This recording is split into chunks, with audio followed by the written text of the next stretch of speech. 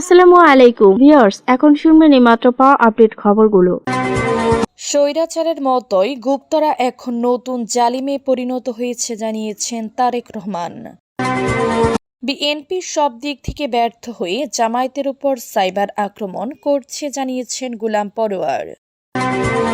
নির্বাচন ঘিরে প্রতিবেশী দেশ ষড়যন্ত্র করছে জানিয়েছেন নাহিদ ইসলাম।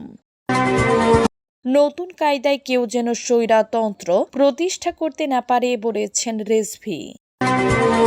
কেউ অনৈতিকভাবে জেতার চেষ্টা করলে নজর রাখতে হবে জানিয়েছেন নজরুল ইসলাম। জামায়াতের প্রার্থী বাদলের মৃত্যুতে শেরপুর ৩ আসনে নির্বাচন স্থগিত জানিয়েছেন ইসি সচিব। স্বৈরাচারের মতোই গুপ্তরা এখন নতুন জালিমে পরিণত হয়েছে জানিয়েছেন তারেক রহমান। বিএনপি চেয়ারম্যান তারেক রহমান বলেছেন, স্বৈরাচারের মতোই গুপ্তরা এখন নতুন জালিমে পরিণত হয়েছে, যাদের কাছে দেশের মা বোনরা নিরাপদ নয়। বুধবার বরিশাল নগরীর ব্যালোস পার্ক মাঠে নির্বাচনী জনসভায় তিনি এসব কথা বলেন। বাংলাদেশ চলবে জনগণের রায়ের মধ্যে দিয়ে উল্লেখ করে তারেক রহমান বলেন, আগামী 12 তারিখ জনগণ নির্বাচিত করবে তাদের জবাবদিহির সরকার। কিন্তু 5 আগস্টের পরে দেখেছি স্বৈরাচার যে ভাষায় জনগণকে কথা বলতো, গুণী ব্যক্তিকে অপদস্থ করত, মানুষকে ছোট করত। কিন্তু দুঃখের সঙ্গে খেয়াল করলাম সেই রীতি বন্ধ হয়নি। একটি দল গুপ্ত পরিচয়ে পরিচিত। এই গুপ্তরা এখন নতুন জালিমের ভূমিকায় আবির্ভাব হয়েছে দেশের মানুষের কাছে। তিনি বলেন, অত্যন্ত কষ্ট ও ঘৃণার সঙ্গে দেখছি এই জালিমদের নেতা প্রকাশ্যে নারীদের অত্যন্ত কলঙ্কিত শব্দ ব্যবহার করেছেন। যে নেতা ও কর্মীরা মা বোনদের জন্য সম্মান দেখায় না, শ্রদ্ধা নেই মা বোনদের প্রতি, তাদের কাছে বাংলাদেশের মানুষ আত্মসম্মান সূচক আচরণ আশা করতে পারে না। তাদের কাছে মানুষের মর্যাদা নেই। তারেক রহমান বলেন, গুপ্তদের কুমিল্লা জেলার একজন নেতা বলেছেন 12 তারিখের পর জনগণ তাদের পা ধরবে। বিএনপি সব দিক থেকে ব্যর্থ হয়ে জামায়াতের উপর সাইবার আক্রমণ করছে জানিয়েছেন গোলাম পরোয়ার। বিএনপি সব দিক থেকে ব্যর্থ হয়ে এখন জামায়াত ইসলামের উপর সাইবার অ্যাটাক করা শুরু করেছে বলে মন্তব্য করেছেন দলটির সেক্রেটারি জেনারেল মিয়া গোলাম পরোয়ার। বুধবার 4 ফেব্রুয়ারি দুপুরে নারায়ণগঞ্জের সিদ্ধিরগঞ্জে জেলা জামায়াত আয়োজিত নির্বাচনী জনসমাবেশে প্রধান অতিথির বক্তব্যে তিনি এ মন্তব্য করেন। মিয়া গোলাম পরোয়ার বলেন, একবার জামায়াতকে পরীক্ষা করুন। জামায়াত বিজয়ী হলে দেশের মানুষ দুর্নীতি, সন্ত্রাস ও চাঁদাবাজি মুক্ত একটি নতুন বাংলাদেশ পাবে। রাষ্ট্রের সব সেবা খাতকে দুর্নীতি মুক্ত করা হবে জানিয়ে জামায়াতের এই নেতা বলেন, ভূমি অফিস কিংবা থানায় কোনো সেবা পেতে জনগণকে আর ঘুষ দিতে হবে না।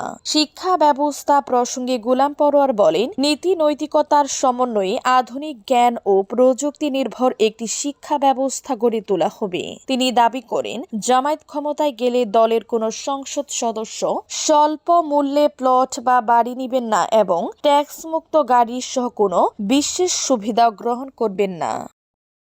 নির্বাচন ঘিরে প্রতিবেশী দেশ ষড়যন্ত্র করছে জানিয়েছেন নাহিদ ইসলাম। নির্বাচন ঘিরে প্রতিবেশী দেশ ষড়যন্ত্র করছে বলে মন্তব্য করেছেন ঢাকা 11 আসনে জোট সমর্থিত প্রার্থী ও এনসিপি আহ্বায়ক নাহিদ ইসলাম। তিনি বলেছেন, নির্বাচন ঘিরে প্রতিবেশী দেশ ষড়যন্ত্র করছে। প্রতিবেশী দেশের কূটনৈতিকরা বিভিন্ন মন্তব্য করছে। আওয়ামী লীগের আগের ভোট কারচুপি নির্বাচন ভারত সমর্থন করেছে, এবারও তারা নির্বাচন নিয়ে ষড়যন্ত্র করছে। বুধবার 4 ফেব্রুয়ারি রাজধানীর মালিবাগে নির্বাচনী প্রচারণা ও গণসংযোগ অংশ নিয়ে তিনি এ মন্তব্য করেন। গণমাধ্যম শুধু একটি দলকে প্রাধান্য দিচ্ছে অভিযোগ করে তিনি বলেন, ঋণ খেলাফি ও দ্বৈত নাগরিকদের নির্বাচনে অংশগ্রহণ করার সুযোগ নিয়ে নির্বাচনের পরিবেশ নষ্ট করছে নির্বাচন কমিশন। নতুন কায়দায় কেউ যেন স্বৈরতন্ত্র প্রতিষ্ঠা করতে না পারে জানিয়েছেন রেজভী। বিএনপির সিনিয়র যুগ্ম মহাসচিব রুহুল কবির রেজভী বলেছেন, নতুন অবয়বে কেউ যেন স্বৈরতন্ত্র প্রতিষ্ঠা করতে না পারে সে বিষয়ে আমাদের সবাইকে সচেতন থাকতে হবে।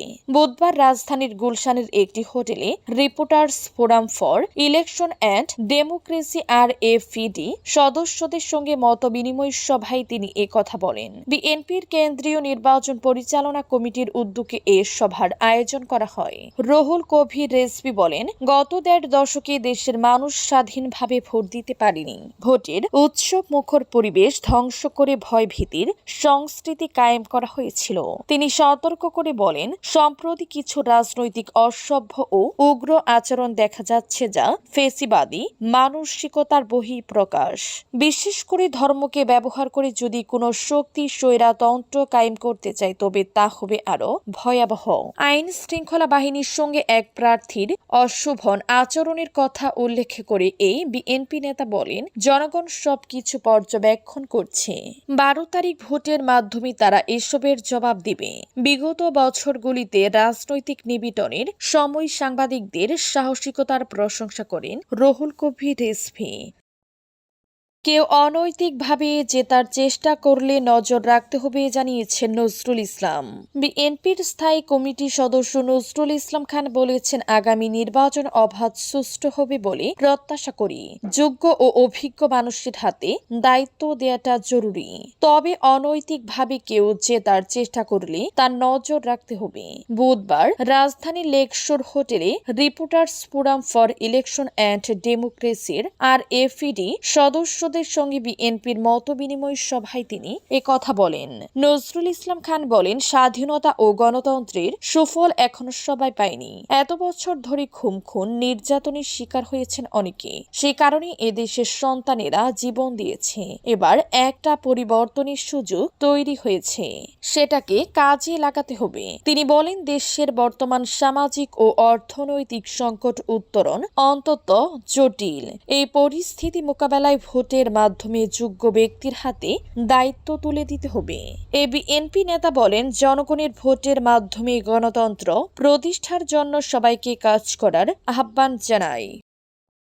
জামায়াতের প্রার্থী বাদলের মৃত্যুতে শেরপুর ৩ আসনে নির্বাচন স্থগিত, জানিয়েছেন ইসি সচিব। বাংলাদেশ জামায়াত ইসলামের শেরপুর জেলা শাখার সেক্রেটারি ও শেরপুর ৩ শ্রীবর্দী ঝিনাইগাতি আসনে জামায়াত ইসলামের মনোনীত প্রার্থী আলহাজ নুরুজ্জামান বাদল ৫১ মারা যাওয়ায় গণপ্রতিনিধিত্ব আদেশ RPO অনুযায়ী উক্ত আসনের সংসদ নির্বাচন স্থগিত করা হয়েছে।